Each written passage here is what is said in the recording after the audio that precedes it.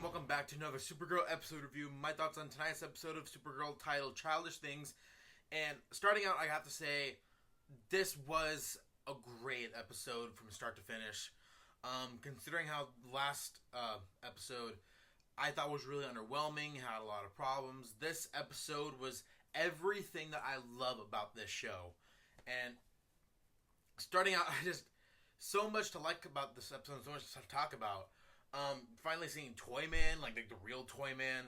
All the Easter eggs alluding to like previous incarnations of Toyman, where we see like the little Toyman toy from the Super Friends show, and the little doll from the Justice League cartoon. Like seeing all that little stuff there. Seeing more of Martian Manhunter, seeing the relationship between Kara and Winn develop more. Just even Winn, like in this episode, this is Winn at his best. This is the most developed we've seen Winn in the entire show so far. And at first, Winn was a character that at first I didn't really care for. He just seemed like the stereotypical best friend pining over the girl who's gonna get butthurt when he gets his feelings hurt. And this episode, there were times in this episode where I was getting a little worried about that again.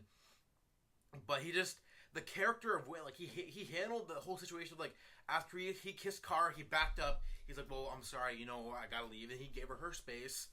And later on in the episode, after the kiss, he goes to her, apologizes, tells her how he feels, and he doesn't know how things are gonna be. He doesn't know how to react, because I feel like, yes, it's like there are gonna be people who are like sympathizing with him, like, oh, poor Wayne, he's having his heart broken. But it's like, just because Kara's a friend to him doesn't mean that he deserves to be with her, or he has to have those feelings reciprocated.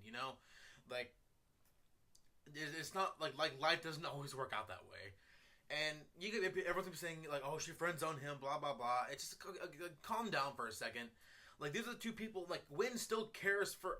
He's in love with Kara, and I don't think at the end of the day he's gonna let this whole situation affect his friendship with her, because obviously he's not gonna stop seeing her and not have her in his life, And to watch him like I was able to relate, because I'm like, most of us have been in situations like that before, where we're pining over someone, and the feelings aren't necessarily reciprocated, and we keep keeping our feelings bottled up. Like we've all been there. So seeing that, we've seen that in shows countless times, but I think this show handled it really, really well. And that Winn was obviously upset, and when there's that really strong scene between him and Kara telling him that like their situations are really similar, and that they're linked, and that he's not like his father. Just that whole build up to that scene and that kiss, and even immediately when she's like, when she backs up, it felt more real. They didn't feel like, oh, like they're trying to force this relationship on us, or that like they're trying to force they're gonna get together or whatever. Like it felt more real, and it felt like organic, and it felt like it was believable, and it just felt like there was like the whole dynamic between Kara and Winn in this episode was the strongest it's been in the entire show. Because again, it's the entire show he's been like like the nerdy friend pining over her, and I was getting kind of tired of like them playing that week after week after week. In this episode, because this episode was more of Winn's episode than it was anyone else's, even Kara's, and it gave we gave the writers a chance to explore Winn as a character, and show the dynamic between him and his dad, and how much he is like his dad but doesn't want to be like his dad, and how like he has all these built up emotions that he's keeping bottled up, and they're about ready to explode, and like he brings up like the fact that like bringing up his feelings to Kara gives him a chance to not be like his dad. And I just feel like tonight's episode was just really well written, and Winn was the most developed he's been all season, and I just really enjoyed that. And then of course, going back to what I said earlier, John Jones or Martian Manhunter, obviously that's a big plus in the episode. He always is. And I'm really like seeing the dynamic between him, Kara, and Alex now that now that they know that he has all these abilities and stuff. And I don't necessarily like how pushy Alex is about him using his powers. Obviously, he's uncomfortable with it. There's a reason why he's uncomfortable with it, and we see that in this episode. And yes, it's cool seeing his powers and stuff, and him shape-shifting into Maxwell Lord. And I gotta say, because I don't bring up Maxwell Lord enough, mainly because like as a villain, he's been like really hit or miss for me. This episode, week after week, whenever I see him, he's the kind of guy, like, the kind of character I just want to hit in the face. Like, he's just so annoying. And like in this episode, like specifically, and when Alex goes out to dinner with him, it's like, why are you doing that? Like, something's gonna happen. And then of course at the end of the episode we find out he put a little camera on her purse, and now he knows the truth about them. And it's like Alex is like letting her guard down for this guy, and I don't know why. And Miyashi's like, oh well, I see what he's doing. He was doing a mile away. Like, no, you can't. Obviously, he got the better of you. So I just thought that I just don't like that aspect of like what they've been doing with Maxwell Lord and Alex. I just don't like that at all. But I just want to get that out of the way. So going back to the Martian Manhunter stuff, and I liked how he's in the room and he sees like Red Tornado's arm, and he sees the Jane Doe body, which is really that's going to be our Bizarro Supergirl. And for those of you who don't know, like they're going to feature the Bizarro version of Supergirl in the show, and that girl is gonna wind up being Bizarro Supergirl. And I think that's really cool because like they're hinting at it like here and there. They're not like delving too much into it, but they're setting up like the seeds here and there for when they're ultimately gonna bring her in as a character. And I'm really looking forward to that. And seeing Martian Manhunter using his abilities like that, and ultimately when that security guard comes in and he mind wipes him, and obviously he feels really guilty about it. Like that's why he doesn't like using his abilities. And seeing how affected he was and how it really makes him be uncomfortable. He doesn't like you doing that. And he had to tell it to Alex, and it's like he didn't even tell Alex the truth. Like he says something happens, then he walks away, and it's like it goes to show like he's a really layered character, and there's reasons why he's not doing what he's doing. And he mentioned earlier in the episode that like he tried being John Jones for 50 years, and all they did was hunt him for that entire time. So like I'm really enjoying this character. I'm really glad that they went this angle with the character, and that it wasn't like just Hank Henshaw. And then like, now we know he's Martian Manhunter. There's a lot more they got to explore with that character, and hopefully we'll get. I think next week, because the next week I believe they're featuring the White Martians, which obviously are Martian Manhunters like villains.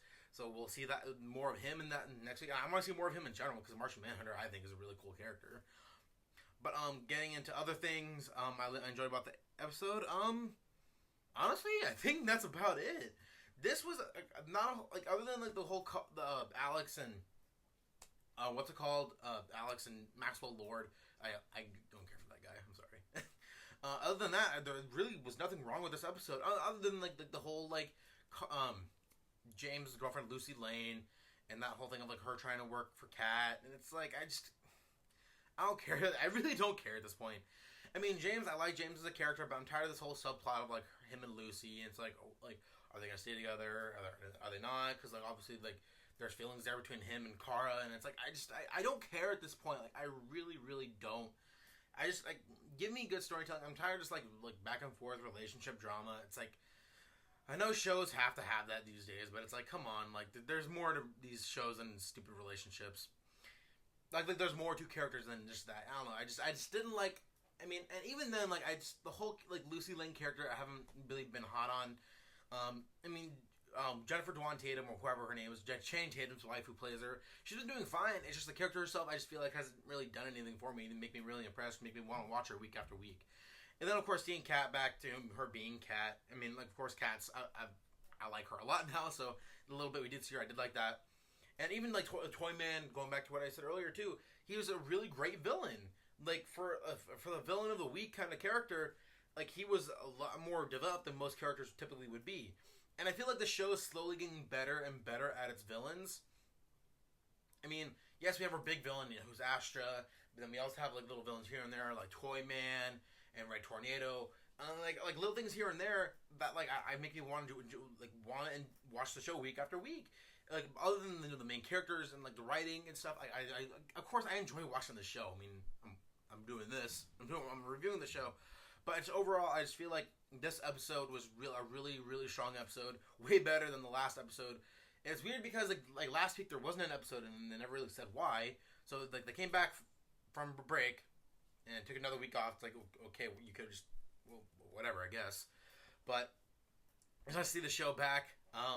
This again really nice show or nice episode to come back to after this weird little break that they had. But yeah, I thoroughly enjoyed this episode. Clearly, really looking forward to next week's episode when we see more of Martian Manhunter and all that stuff. And I want to see more of what they're doing with like the relationship between Wynn and Kara, not just the romantic relationship, but seeing more of their friendship and how that's gonna go on moving forward. So yeah, I think that's gonna be it for me, guys. So if you guys like what you see here, go ahead and hit subscribe below. I do review these shows every week. I review Supergirl on Mondays, Flash on Tuesdays, Arrow on Wednesdays. What else we got? Legends of Tomorrow coming out this week. So more than likely, I'll be reviewing that when that comes out. And we got the new Suicide Squad trailer dropping tomorrow. I'll be doing a live reaction to that. So you guys want to check that out? So yeah, that would be it for me, guys. So until next time, have a good one.